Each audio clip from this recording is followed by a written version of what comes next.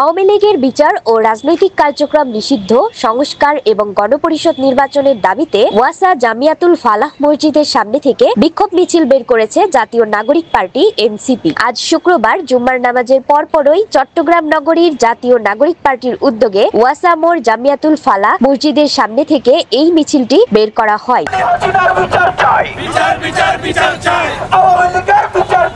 উক্ত মিছিলে উপস্থিত ছিলেন চট্টগ্রাম মহানগর জাতীয় নাগরিক পার্টির সংগঠক ইরফান, মানবাধিকার ও এনসিপির সংগঠক ইরাফাত ইব্রাহিম সহ আরো অনেকেই।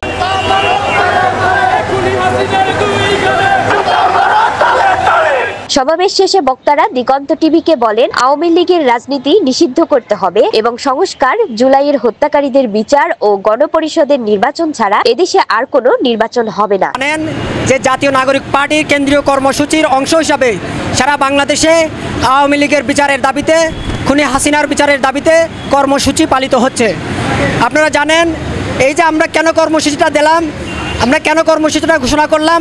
আপনারা জানেন যে গত কয়েক সপ্তাহ ধরে আমরা দেখছি যে বিভিন্ন নামে, বিভিন্ন মাধ্যমে সেই ইন্ডিয়ান একটা প্রো এজেন্ডের মাধ্যমে বাংলাদেশে আওয়ামী লীগকে আবারও পুনর্বাসন করার চেষ্টা করা হচ্ছে। কেন্দ্রীয় মুখ্য সংগঠক দক্ষিণের হাসনাত আবদুল্লাহ কয়েকদিন আগে স্ট্যাটাস দিয়েছেন যে বাংলাদেশের সর্বোচ্চ জায়গা থেকে আওয়ামী লীগকে পুনর্বাসন করার একটা চেষ্টা করা হচ্ছে। আওয়ামী লীগকে তো পুনর্বাসন নয়, বরং আজকে 8 মাস হয়ে যাওয়ার পরে যে এখনও পর্যন্ত আওয়ামী লীগের এই যে গণহত্যার বিচারটা হলো না, সেটার পিছনে কোনো ষড়যন্ত্র আছে কিনা সেটা আমাদেরকে দেখতে হবে। আমরা আইন মন্ত্রণালয়ের মাধ্যমে বিচারের জন্য যে ট্রাইব্যুনাল গঠন করা হয়েছে তাদের মাধ্যমে আমরা সরকারকে বলতে চাই, আপনারা অনতি বিলম্বে সেই আওয়ামী লীগের 2000-এর অধিক ছাত্র জনতা হত্যাকাণ্ডের বিচার করতে হবে। মিছিলের মধ্যে দিয়ে একটাই স্লোগান, আওয়ামী লীগের আস্তানা ভেঙে দাও, গুড়িয়ে দাও, শেখ হাসিনার কালো হাত ভেঙে দাও, খুনি হাসিনার বিচার করতে হবে। এই মুহূর্তে দরকার বিচার আর সংস্কার সহ আরো অন্যান্য দাবি জানান।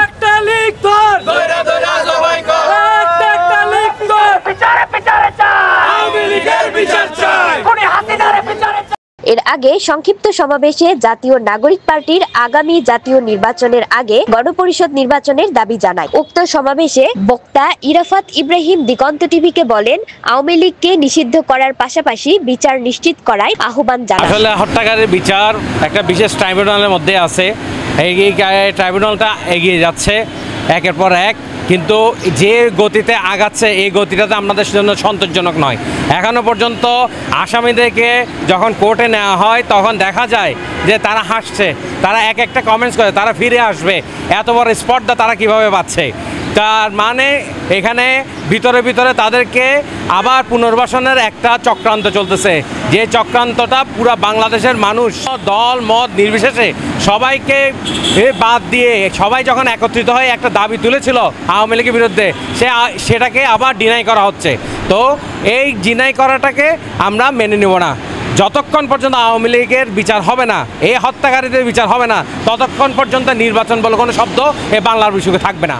দেশের বর্তমান পরিস্থিতি বিবেচনায় আগে রাষ্ট্রীয় সংস্কার এবং এর পরপরই নির্বাচন আয়োজনের দাবি তুলে ধরেন তারা। আমরা দেখতেছি সেই ফ্যাসিস্টদেরকে পুনর্বাসনের জন্য একটি দল পার্শ্ববর্তী দেশের ষড়যন্ত্রে একটি দল তাদেরকে পুনর্বাসন করার জন্য এই সরকারকে প্রেসার কিক করতেছে। সেই ফ্যাসিস্টদের বিচারের দাবিতে আমরা আবারও প্রয়োজনে রাজপথে নামব।